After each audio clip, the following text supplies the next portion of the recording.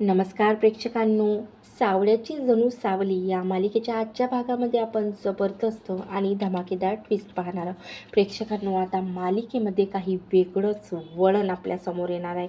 मालिकेने खूप मोठा turning point घेतलेला आहे. तर हो, इकडे मात्र आता मालिकेमध्ये राजकुमारचं जे काही जळलेलं असतं, 8 वर्षापासून जे काही घाण त्यांनी साठवून ठेवलेली असते, ते आता एका झटक्यात आता तिलोत्तमा समोर येणार आहे आणि तिलोत्तमा स्वतः या राजकुमारला त्याच्या घाणीबद्दल शिक्षा देत आता खूप मोठा धमाका आणि ड्रामा आता मालिकेमध्ये पुढे आपल्याला पाहायला मिळणार आहे. इकडे मात्र तो दिवस असतो ज्या दिवशी आता तिलोत्तमा ओवीच्या वाढदिवसाला जाण्यासाठी नकार देते. पण आता इकडे सारंगला काहीही वाटत नाही, कारण नाही येत, ती येत नाही, आई येत नाही, म्हणून आता इकडे सावलीसुद्धा येणार या आनंदातच फक्त सारंग असतो. आणि आपल्या स्वतःच्या मुलांच्या वाढदिवसाच्या साठी इकडे सावलीने आणि सारंगने खूप छान प्रकारे असा प्लॅन केलेला असतो आणि अशा प्रकारे हॉल त्यांनी डेकोरेट केलेला असतो. त्याच दिवशी आता सर्वजण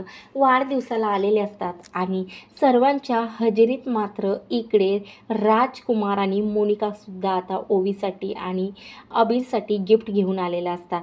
तर इकडे मात्र आता ज्या दिवशी येतात त्या दिवशी अबीरला आणि ओवीला काहीही माहिती नसतं की कशाप्रकारे त्यांना सरप्राईज दिलेलं जात असतं. त्याप्रकारे आता त्या दोघांना असं सरप्राईज आईबाबांनी दिलेलं बघून खूप आनंद होतो. पण जेव्हा मात्र आता इकडे वाढदिवसासाठी आलेल्या राजकुमारला माहिती पडतं की हा जो काही आहे अबीर, हा सारंगचा आणि ओवीच म्हणजे इकडे सारंग आणि सावलीचा मुलगा आहे हे तर त्याला माहिती असतं, पण तो जिवंत आहे हे त्याच्या लक्षात आलेलं असतं.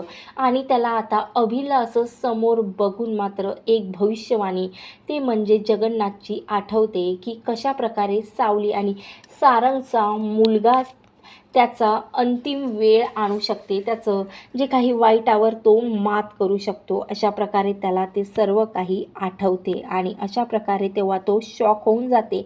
आणि इकडे मात्र सावली आणि सारंग खूप आनंदात असतात आणि आपल्या ओवी आणि अबीरच्या वाढदिवसाचा केक कट करतात. तर इकडे मात्र तिलोत्तमा आता घरी एकटी असते.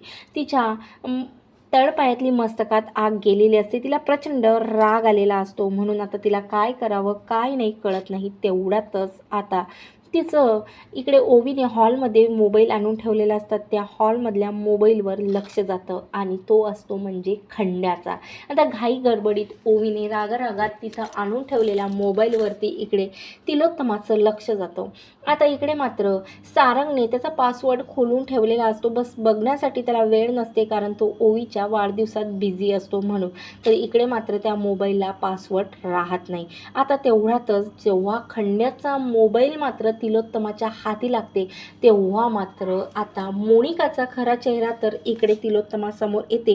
पण सारंगने 8 वर्षापासून खंड्यासोबत काय काय कटकारस्थान केलेलं आहे, कशा प्रकारे तिलोत्तमाच्या सुद्धा पाठीत खुरा त्याने खोपलेला असतो हे सुद्धा तिच्या लक्षात आलेलं असतं. आणि हेच नाही तर प्रेग्नेंट सावलीला त्याने मारण्याचा प्रयत्न केलेला आहे आणि सारंग आणि सावलीचा मुलगा मुलगी जो काही त्याला ट्विन्स झालेले होते त्यांना मारण्याचा प्रयत्न या सारंगने, या ज्याचा कोणाचा मोबाईल आहे त्याने या दोघांना मिळून केलेला आहे हे त्याला पुराव्यासकट आता त्या व्हिडिओद्वारे, जो मोबाईलमध्ये व्हिडिओ असतो त्या खंड्याने बनवून ठेवलेले असतात सारंगविषयी, की कधी कामी पडले तर त्यांचं बोलणंसुद्धा रेकॉर्ड करून ठेवलेलं असतं. हे सर्व काही आता खंड्याच्या मोबाईलमधील पुरावे आता इकडे तिलोत्तमाच्या हाती लागतात आणि जणू तिलोत्तमाच्या पायाखालची जमीनच सरकते. तिच्या लक्षात आलेलं असतं की इकडे मात्र राजकुमार तिच्याशी सुद्धा खेळ खेळत आहे आणि आपल्या सारंग सावलीचा, या घरच्या वारसाचा जीव घेण्याचा प्रयत्न करत आहे.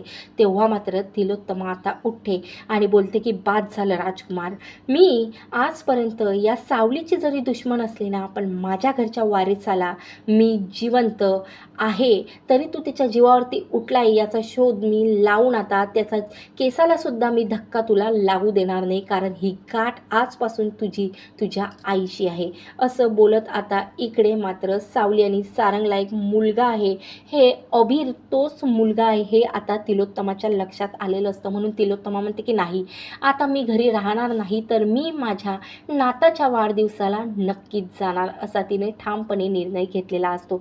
तर तेवढ्यातच आता बाजूला वाढदिवसाच्या हॉलच्या बाहेर आता कुणाशी तरी राजकुमार बोलत असते. आता तेवढ्यातच तिलोत्तमाच्या कानावरती ते शब्द पडतात आणि आता राजकुमार अबीरला किडनॅप करण्यासाठी आतमध्ये गुंड पाठवलेला आहे हे आता तिलोत्तमाच्या लक्षात आलेलं असतं. तेव्हा आता लगेच ते गुंड तेवढ्यातच आता अबीरला बाहेर घेऊन येतात सावलीची नजर चुकून. आणि आता तिलोत्तमा आता राजकुमारकडे जाते आणि अबीरला आता कडेवर घेते आणि बोलते की बाद झालं राजकुमार, हे बघ, जो काही खंड्या तुझा माणूस आहे ना, तुझा डावा हात तू त्याला सतत म्हणत असतं, त्या माणसाचा मोबाईल आता माझ्या हाती पुरावे म्हणत लागलेला आहे. आणि तू काय काय माझ्यासोबत केलं रे? अरे स्वतःच्या भावाच्या मुलाला तर सोड, त्या सावलीची दुश्मनी ठीक आहे, डायव्होर्सपर्यंत पण ठीक आहे, पण ती प्रेग्नेंट सावलीचा तू जीवे मारण्याचा प्रयत्न केलेला आहे. आणि एवढंच नाही तर तुझ्या स्वतःच्या भावाच्या मुलाला तू मारण्याचा प्रयत्न करत आहे. पण हा जो काही अबीर आहे ना राजकुमार, तो माझा नातू आहे आणि आजपासून तो मेहंदड्यांच्या घरचा वारीस आहे. याच्या केसाला सुद्धा मी हात तुला लावू देणार नाही. तेव्हा राजकुमार बोलते की आई, ठीक आहे ना, तुला सर्व माहिती पडलं, चांगलीच गोष्ट आहे. मला माहिती होतं की कधी ना कधी तुला हे सर्व माहिती पडणार, पण आता मात्र त्या सावलीच्या आणि सारंगच्या मुलाला तू माझ्याकडे दे, नाहीतर मी हे विचार करणार नाही की माझी आई समोर आहे. तेव्हा आता तेवढ्यातच स्वतःजवळची बंदूक आता काढते आणि राजकुमारच्या डोक्यावरती ठेवते आणि बोलते, काय रे राजकुमार, तू मला लाईटमध्ये घेतेस का? हे विसरू नको की राजकुमार मेहेंदड्यांची आईस ही तिलोत्तमा मेहेंदडे आहे आणि एक पाऊल नेहमीच तुझ्यापेक्षा समोर राहते. मला एवढं माहिती नव्हतं, एवढं तर माहिती होतं की तू काही ना काही गेम तरी खेळत आहे आणि काही ना काहीतरी रहस्य माझ्यापासून तू लपवून ठेवत आहे, पण एवढ्या प्रॉपर्टीसाठी तू एवढ्या लहानशा जीवाला मात्र त्रास देशील हे मी स्वप्नातसुद्धा बघितलं नव्हतं. आताच्या आता इथून तू हे तुझे गुंड घेऊन चालतं हो या वाढदिवसातून, नाहीतर मी तुझ्या डोक्यात सरळ गोळी घालणार. तेव्हा आता राजकुमार बोलते की ठीक आहे आई, आज मात्र तुझं जे काही मी रिस्पेक्ट करते त्यानुसार मी इथून जाते, पण त्यानंतरसुद्धा मी या मेहेंदड्याच्या वारसाला जिवंत ठेवणार नाही, हा शब्द आहे तुझ्या मुलाचा तुला. तेव्हा आता लगेच इकडे मात्र अबीरला घेऊन जाते आणि अबीर आता लगेच सावलीला मिठी मारते. आता सावली खूप रडते, इकडे सारंगकडे सुद्धा रडते आणि मात्र इकडे सावली आता अबीरला धरून सुद्धा रडते आणि म्हणते, बाळा कुठं कुठं शोधलं नाही, कुठं गेला होता तू आणि यांच्यासोबत तू काय करत होती? आता सावली लगेच इकडे तिलोत्तमासमोर येते आणि बोलते की खरंच मला ही अपेक्षा नव्हती, माझ्या मुलाला घेऊन कुठं गेले होते तुम्ही? तुम्हाला वाढदिवस मान्य नव्हता तर तसंच सांगायचं ना सारंगला. तेव्हा अबीर बोलते की नाही आई, काही गुंड आले होते आणि त्यांनीच मला किडनॅप घेऊन गेले होते, त्या गुंडांपासून मला या आजीनेच वाचवलेलं आहे आणि माझी खूप काळजीसुद्धा घेतलेली आहे. तेव्हा मात्र आता असं तिलोत्तमाचं चांगलं रूप बघून मात्र सावलीच्या पायाखालची जमीनच सरकते आणि बोलते, अबीर बाळा तू हे खरं बोलते?